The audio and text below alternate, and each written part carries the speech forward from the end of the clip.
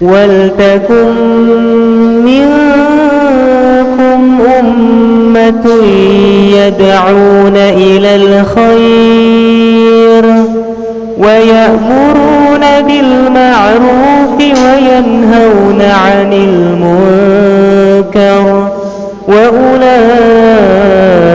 هم المفلحون. Assalamualaikum warahmatullahi wabarakatuh. Alhamdulillah, kita kembali dipertemukan oleh Allah Subhanahu wa Ta'ala melalui channel YouTube ini untuk melanjutkan kuliah kita mengenai Al-Islam Kemuhammadiyahan 1. Kali ini insya Allah kita akan bahas tentang metode studi Islam. Studi Islam atau Islamic Studies adalah setiap studi yang menyangkut tentang keagamaan seperti ilmu hadis, fikih, balaghah dan lain sebagainya. Dengan demikian studi Islam perlu dijadikan sebagai salah satu cabang ilmu yang perlu diperhitungkan. Artinya ilmu ini sudah mendapatkan perhatian khusus dari hati para ilmuwan, sehingga banyak kampus-kampus yang membuka jurusan studi Islam. Nah, dalam studi tersebut salah satu persoalan yang mendesak untuk segera dipecahkan adalah masalah. Hal ini disebabkan oleh dua hal. Pertama, kelemahan di kalangan umat Islam dalam memahami Islam secara komprehensif adalah ruang memahami dalam metodologinya. Kelemahan tersebut mempunyai dampak yang signifikan bagi umat Islam, khususnya di negara Indonesia ini, sebab pemikirannya terkait dengan studi Islam masih mengadopsi pemikir-pemikir Barat. Jadi, kelemahan umat Islam tidak hanya terhadap penguasaan, akan tetapi belum bisa memaknai secara mendalam. Kedua, pada asumsi dari kalangan ilmuwan, ada asumsi dari kalangan ilmuwan bahwa studi Islam akan dimasukkan ke dalam ilmu-ilmu yang lain, misalnya ilmu filologi, dialog agama, antropologi, arkeologi, dan sebagainya. Karenanya metode dan pendekatan ini harus dikuasai dengan benar, baik sebagai peneliti maupun sebagai pemerhati dalam studi Islam. Apa itu metode studi Islam? Secara etimologi, metodologi berasal dari kata metode dan logos. Metode artinya cara dan logos artinya ilmu. Sehingga secara sederhana metodologi adalah ilmu tentang cara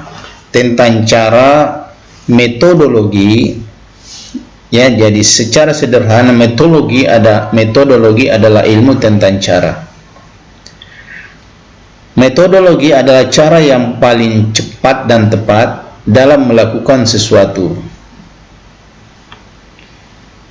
Sedangkan metodologi adalah pengkajian dengan penggambaran, penjelasan dan pembenaran.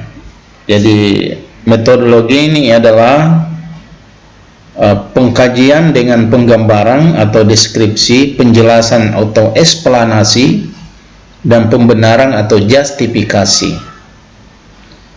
Kalau Kaplan berpendapat bahwa metodologi itu mengandung beberapa unsur, di antaranya adalah pengkajian atau study, yang kedua penggambaran atau deskripsi, ketiga adalah eksplanasi atau penjelasan, dan terakhir adalah pembenaran atau justifikasi.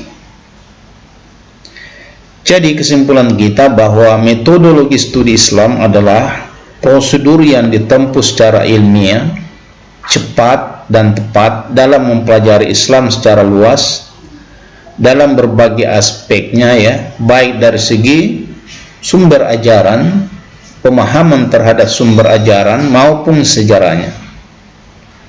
Nah, dalam metodologi studi Islam terdapat prosedur ilmiah sebagai ciri pokoknya yang membedakan dengan studi Islam lainnya yang tanpa metodologi.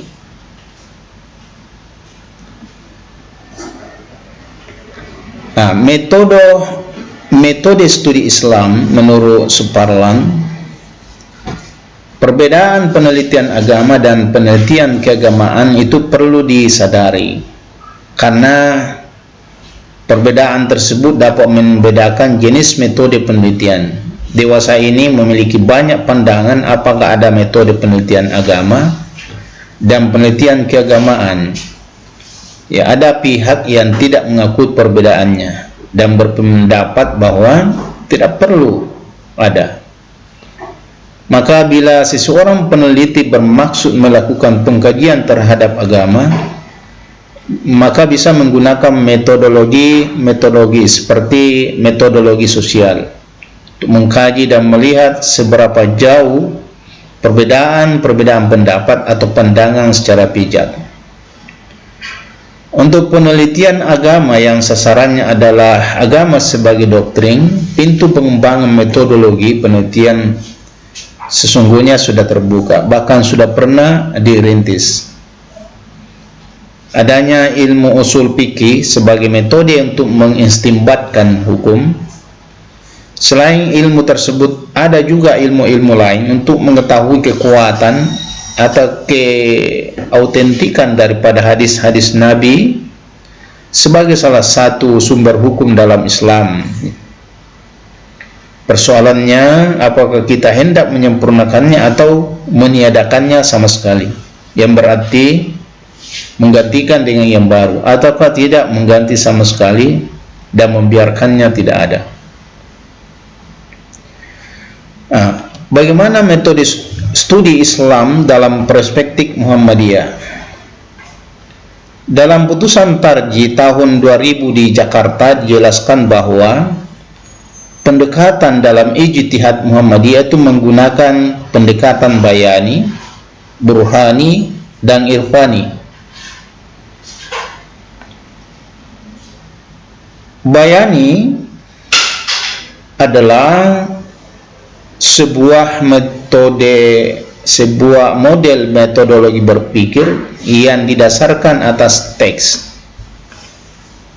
Sedangkan irfani adalah model metodologi berpikir yang didasarkan atas pendekatan dan pengalaman langsung, direct experience, atas realitas spiritual keagamaan. Sedangkan burhani adalah model metodologi berpikir yang didasarkan atas teks maupun pengalaman.